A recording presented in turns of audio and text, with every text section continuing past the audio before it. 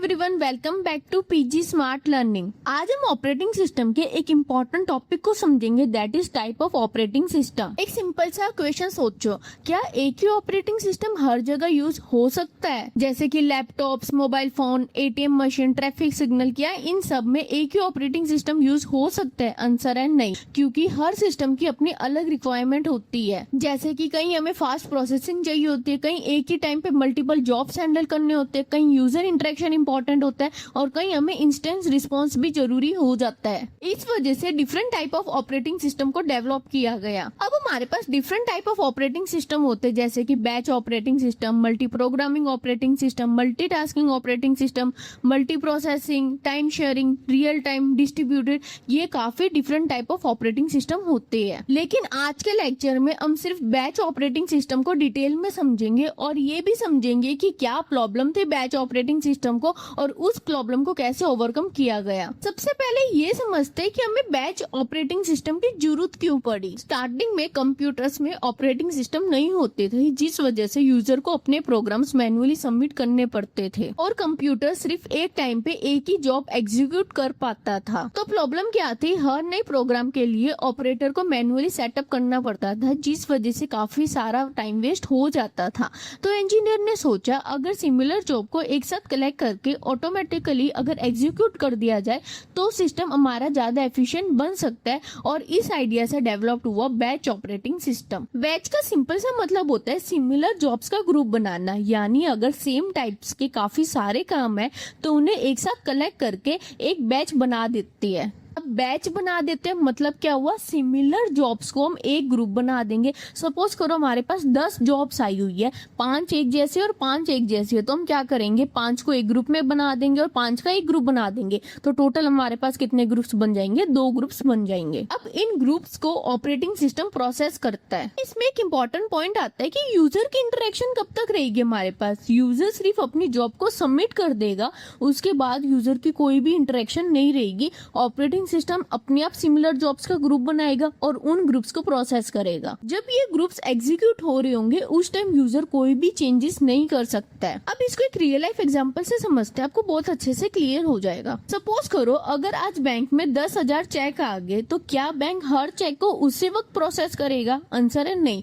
वो बेसिकली क्या करेगा, सबसे पहले सारे चेक्स को कलेक्ट करेगा, फिर उन्हें सॉर्ट करेगा, फिर सिमिलर चेक्स का एक ग्रुप बना देगा, फिर जब सारे ग्रुप्स बन जाएंगे सिमिलर चेक्स के, फिर उनको प्रोसेसिंग शुरू करेगा। सेम यही आइडिया यूज करा गया कंप्यूटर में। बेसिकली ऑपरेटिंग सिस्टम क्या करेगा, जितने भी सिमिलर टाइप ऑफ जॉब्स आएंगे उनका एक बैच बना देगा, फिर उनकी प्रोसेसिंग स्टार्ट करेगा। ठीक, इतना क्लियर है। अब इसके एडवांटेजेस समझते हैं। सबसे पहले एडवांटेजेस होता है कि ये लार्ज सिमिलर जॉब्स को एफिशिएंटली प्रोसेस कर सकता है। दूसरा होता है कि मैन्युअली इंटरेक्शन इसमें काफी ज्यादा कम होती है। नेक्स्ट आता है कि ये रिपीटेटिव वर्क के लिए काफी ज्यादा यूजफुल होता है, जैसे कि हमें अगर सैलरी प्रोसेसिंग करनी है, इलेक्ट्रिसिटी बिल जनरेट करना है, यूनिवर्सिटी को रिजल्ट प्रोसेस करना है, ये सारे हमारे काफी ज्यादा फास्ट हो जाएंगे क्योंकि सारे सिमिलर जॉब्स है। तो इनका हम एक बैच बना के एक साथ इनको हम प्रोसेस कर पाएंगे। इसकी थ्रूपुट भी इम्प्रूव हो जाते हैं, यानी एक गिवन टाइम में हम काफी सारी जॉब्स को एक साथ प्रोसेस कर सकते हैं। क्योंकि अब ये देखो कि एक बैच में हमारे पास काफी सारी प्रोसेसेस है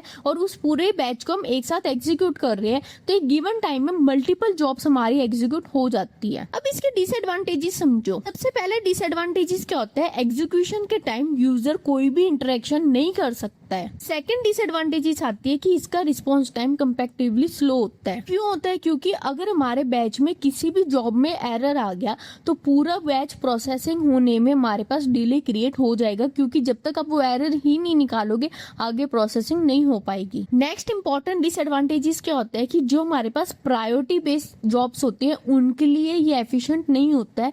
क्यों नहीं होता है, बेसिकली अगर आप ये देखो कि हमारे पास कोई ऐसा टास्क आ गया जिसकी बहुत ज्यादा प्रायोरिटी है, मतलब कि हमें उस काम को पहले फिनिश करना है, तो इसमें काफी टफ हो जाएगा जॉब्स के बीच में स्विच करने के लिए, क्योंकि अब बैचेस को भी कई बार स्विच करना पड़ सकता है, तो जो हमारे लिए पॉसिबल नहीं हो पाता है। उस वजह से जहाँ पे हमें हाई प्रायोरिटी जॉब्स को एग्जीक्यूट करना पड़ता है उसमें ये लेस एफिशिएंट होता है। नेक्स्ट इंपॉर्टेंट डिसएडवांटेजेस क्या आता है कि सीपीयू हमारे पास काफी फास्ट होता है, लेकिन इनपुट आउटपुट डिवाइस जैसे कि कार्ड रीडर्स हो गए, प्रिंटर्स हो गए, ये कंपैरेटिवली हमारे पास स्लो होती है और इस वजह से सीपीयू को बार बार इनपुट आउटपुट ऑपरेशन कंप्लीट होने का वेट करना पड़ता है, जिस वजह से सीपीयू आइडल हो जाता है और अगर सीपीयू आइडल रहेगा तो हमारी सिस्टम की परफॉर्मेंस भी रिड्यूस हो जाती है। तो अब क्वेश्चन ये आता है कि इस प्रॉब्लम को सॉल्व कैसे किया गया। इंजीनियर ने सोचा अगर सीपीयू को वेट करने की ही प्रॉब्लम है तो क्यों ना ऐसी कोई टेक्निक को डेवलप किया जाए जिससे सीपीयू और इनपुट आउटपुट डिवाइस दोनों एफिशिएंटली काम कर सके। तो इस प्रॉब्लम को सॉल्व करने के लिए 3 इंपॉर्टेंट टेक्निक्स को इंट्रोड्यूस किया गया, that is offline processing, buffering and spooling. अब इन तीनों को एक एक करके समझते हैं। सबसे पहली टेक्निक आती है ऑफलाइन प्रोसेसिंग। ऑफलाइन प्रोसेसिंग का मतलब होता है कि इनपुट और आउटपुट डिवाइस डायरेक्टली सीपीयू के साथ कंटिन्यूसली काम नहीं करते हैं। पहले हम इनपुट कार्ड्स को डायरेक्टली कंप्यूटर्स को प्रोवाइड करते थे, लेकिन कार्ड रीडर्स हमारे काफी ज्यादा स्लो होते हैं, इसलिए कंप्यूटर को वेट करना पड़ता है, मतलब कि हमारा सीपीयू आइडल हो जाता है उस कुछ टाइम पीरियड के लिए। तो इस प्रॉब्लम का बेसिकली सॉल्यूशन क्या था, सबसे पहले हम कार्ड को मैग्नेटिक टेप पे कॉपी करते हैं। जब हमारी मैग्नेटिक टेप फिल हो जाती है उस टेप को हम कंप्यूटर के पास सेंड कर देंगे। सेम वे में हम पहले आउटपुट को भी टेप पे स्टोर करते हैं, उसके बाद उसको प्रिंट करवाते हैं। इस सॉल्यूशन की वजह से बेसिकली क्या हुआ, सीपीयू और इनपुट आउटपुट डिवाइस के बीच में एक ब्रिज क्रिएट हो गया, जिस वजह से सीपीयू को वेट नहीं करना पड़ता है, क्योंकि हमारे पास जो मैग्नेटिक टेप की प्रोसेसिंग होती है वो कंपैरेटिवली फास्ट होती है कंपेयर टू दी हमारी इनपुट आउटपुट डिवाइस। अब नेक्स्ट टेक्निक आती है बफरिंग। बफरिंग का सिंपल सा मतलब होता है डेटा को टेम्पररी एक बफर यानी टेम्पररी मेमोरी में स्टोर करना। इसका रियल लाइफ एग्जांपल समझो, हम डेली बेसिस में घर में देखते हैं, that is water tank. Basically क्या करता है, वाटर टैंक पहले पानी को स्टोर करेगा, फिर हमारे रिक्वायरमेंट के हिसाब से वो हमें पानी सप्लाई करता है। सेम वे में बफर भी डेटा को टेम्पररी स्टोर करता है। अब होता क्या है, सीपीयू सपोज एक रिकॉर्ड को प्रोसेस कर रहा है तो बफर क्या करेगा, नेक्स्ट रिकॉर्ड को रिसीव कर लेगा। और सेम वे में आउटपुट भी पहले बफर पे स्टोर होता है और जब आउटपुट डिवाइस रेडी हो जाएगा हम डेटा को आउटपुट डिवाइस को सेंड कर देंगे। तो इससे बेसिकली फायदा क्या हुआ,